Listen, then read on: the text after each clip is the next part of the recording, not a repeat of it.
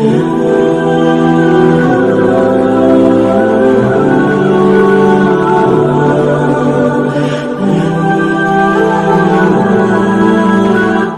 آپ کو ایمان اور یقین حاصل ہو تو پھر دعا کریں اللہ اس پر استقامت عطا فرمائے، پھر اس پہ ڈٹ جائے۔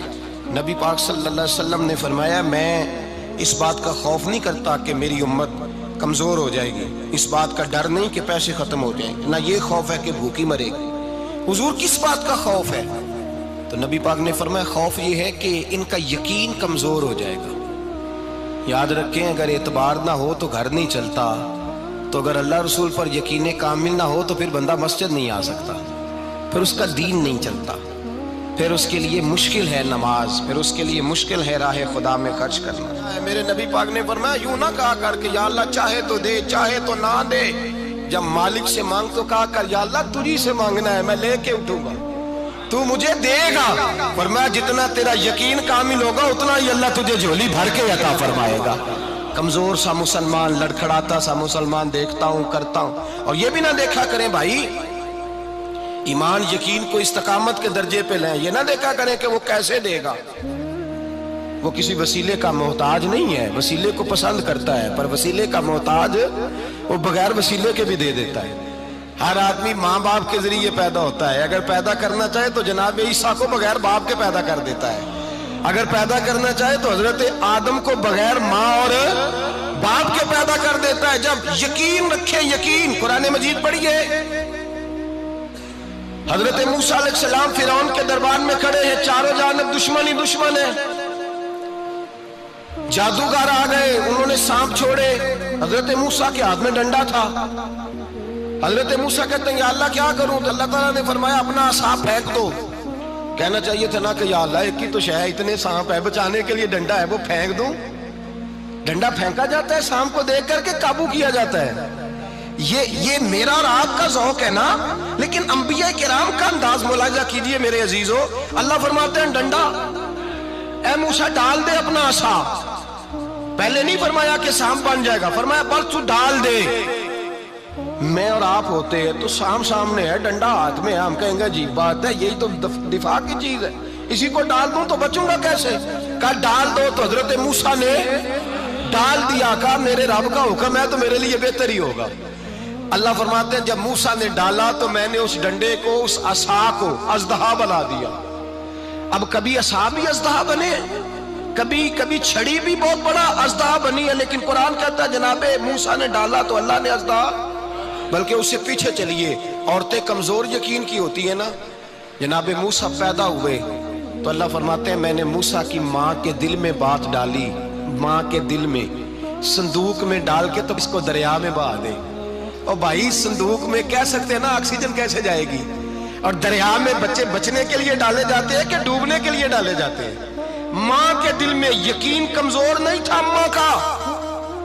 انبیاء کے ماں باپ موحد ہوتے ہیں، دین کو ماننے والے، ماں کے دل میں اللہ نے بات، اللہ قرآن میں کہتے میں نے وحی کی، میں نے القاء کیا، میں نے بات ڈالی۔ حضرت موسیٰ کی ماں کہتی ہے میں نے ڈال کے نا سمندر میں بیٹا، میں نے سمندر میں بیٹا ڈال کے صندوق میں بند کر کے رب کے حوالے کیا۔ آپ فرماتے ہیں میرے مالک کا بھروسہ کیا تو پھر میرے مالک کا کام دیکھو، کمال دیکھو، میں نے دریا میں ڈالا، اللہ نے فرعون کے گھر میں میرے بیٹے کی پرورش کرا دی۔ یہ یقین کہ حضرت موسیٰ کے پاس قوم آئی، قرآن پڑھیے، کہا جناب پانی چاہیے، وَإِذِ اسْتَسْقَىٰ مُوسَىٰ لِقَوْمِهِ، موسیٰ نے اپنی قوم کے لیے پانی مانگا، ہم نے کہا فَانْفَجَرَتْ مِنْهُ اثْنَتَا عَشَرَةَ عَيْنًا، اپنا ڈنڈا پتھر پہ مارو۔ عقل والا آدمی ہوتا تو اڑ جاتا، کہتا یا اللہ پتھروں سے بھی کبھی پانی نکلا ہے؟ اضرب بعصاک الحجر، مارو پتھر پہ ڈنڈا۔ اللہ کے نبی نے منٹ نہیں لگایا، ٹھا کر کے ڈنڈا لگایا، فَانْفَجَرَتْ مِنْهُ اثْنَتَا عَشَرَةَ عَيْنًا۔ اللہ فرماتے ہیں جناب موسیٰ نے ایک عصا مارا، میں نے 12 چشمے جاری کر دیے۔ تو لے تو لا اللہ کرتا ہے، اللہ کہتا ہے پڑھ نماز روزی دوں گا، کہتا ہے سوچتا ہوں۔ اللہ فرماتا ہے آجا مسجد میں تیرا ہو جاؤں گا، کہتا ہے دیکھتا ہوں۔ رب فرماتا ہے تو میرے محبوب کی غلامی کر، میں تجھے محبوب بنا لوں گا۔ تو کہتا ہے تھوڑا بڑا ہو کے داڑھی رکھنی ہے، ابھی سیانا ہو کے میں ذرا سرٹیفکیٹ لے لوں اسرائیل سے کہ کتنے سالوں کے بعد آئیں گے، پھر شروع کروں گا۔ پروگرام بنا رہا ہے، ابھی تو ارادے میں ہے۔ اللہ کے پیغمبر کا ڈنڈا، اور اس سے زیادہ آگے بات ہو گئی، پیچھے فوج لگی ہوئی ہے فرعون کی، مجمع ہے، ہزاروں لاکھوں کا لشکر لے کے، تلواریں نیزے، فرعون پیچھے، آگے دریا آ گیا۔ حضرت موسیٰ علیہ السلام کھڑے ہیں، اب کدھر جائیں؟ اللہ پاک نے فرمایا مارو ڈنڈا۔ کہاں؟ پانی پہ ڈنڈا مارو۔ اب حضرت موسیٰ علیہ السلام پانی پہ ڈنڈا مارے تو پانی ابھرے گا، اس سے زیادہ کیا ہوگا؟ پہلے پتھر پہ ڈنڈا مروایا تو پانی نکلا، اب پانی پہ ڈنڈا مروایا، فَإِذْ فَرَقْنَا بِكُمُ الْبَحْرَ فَأَنْجَيْنَاكُمْ وَأَغْرَقْنَا آلَ فِرْعَوْنَ۔ اللہ فرماتے ہیں موسیٰ نے پانی پہ ڈنڈا مارا تو میں نے پانی میں رستے بنا دیے۔ ایک جگہ ڈنڈا مارا تو پانی نکل آیا، دوسری جگہ عصا مارا تو پانی خشک ہو گیا، 12 چشمے بن گئے، 12 رستے بن گئے دریا میں سے۔ حضرت موسیٰ علیہ السلام گزر گئے اور اللہ فرماتے ہیں فرعون بھی آیا تو اسے میں نے غرق کر دیا، اور وہ کھڑا دیکھتا ہی رہ گیا کہ بنا کیا ہے۔ جب یقین کامل نصیب ہوتا ہے، اعتماد کی دولت اللہ دیتا ہے، جب انسان کو یہ انشراح صدر ہو جاتا ہے کہ میری نجات خدا کے حکم میں ہے اور رسول اللہ کے قدموں میں ہے، جب اسے یہ انشراح حاصل ہوتا ہے تو پھر نماز کا لطف آتا ہے۔ غور کیجئے کیا جملہ کہہ دیا میں نے۔ پھر اسے نماز کا پھر اسے نماز بوجھ نہیں، بلکہ نماز نہ پڑھے تو اس پر بوجھ ہوتا ہے۔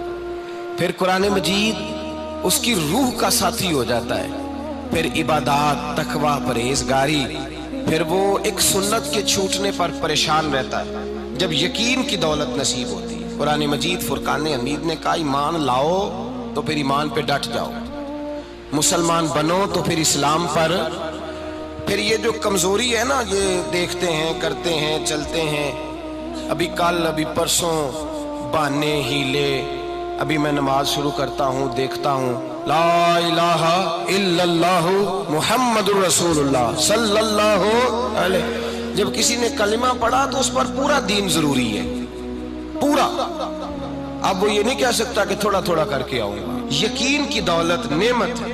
اللہ پاک قرآن مجید میں فرماتے ہیں ان الذین قالوا ربنا اللہ ثم استقاموا، جنہوں نے کہا کہ اللہ ہمارا رب ہے اور پھر وہ اس پر ڈٹ گئے، پھر اس پر وہ کہا تو ڈٹ گئے، کھڑے ہو گئے، نہیں اللہ ہی رب ہے، اللہ ہی دینے والا، اللہ ہی مالک، اللہ ہی ہمارا رازق ہے، رب ہی ہمارا سب کچھ۔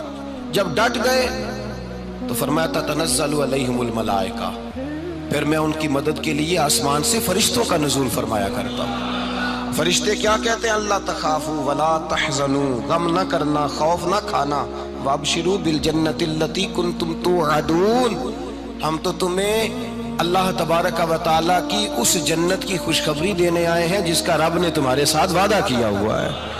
پھر فرشتوں کا نزول ہوتا ہے، لیکن شرط کیا ہے کہ ایمان لائے، اور پھر ایمان پر پھر یہ نہ سوچے کہ وہ کس طرح دے گا، وہ کیسے عطا کرے گا، وہ میری مدد کس طرح کرے گا، نظام کیسے چلے، ڈٹ جائے، کہے میرے اللہ کا حکم ہے تو میں نے حلال ہی کھانا ہے، میرے رب کا حکم ہے تو میں نے تھوڑے پہ گزارا کرنا ہے، میرے مالک کا حکم ہے تو میں نے اپنی جیب دیکھنی یا دوسرے کی نہیں دیکھنی، میرے رب کا حکم ہے تو میں نے اس کی اطاعت میں رہنا۔ جب ڈٹ جائے گا اللہ کے احکامات پر، جب ڈٹ جائے گا تو اللہ فرماتا ہے پھر میں تیری مدد کے لیے فرشتوں کا نزول کروں گا۔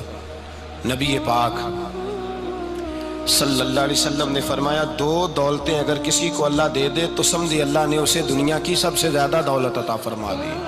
یا رسول اللہ وہ کون کون سی چیزیں ہیں؟ فرمایا ایک جس شخص کو اللہ نے معاف کرنے کی دولت عطا کر دی، جو معاف کرنے لگ گیا، جس کی طبیعت میں درگزر آ گیا، جو معاف کرنے لگا، غلطیاں معاف کرنے لگا، جس کو ایک دولت یہ مل گئی، اور دوسرا میرے مصطفیٰ نے فرمایا جسے اللہ نے یقین کی دولت عطا فرما دی۔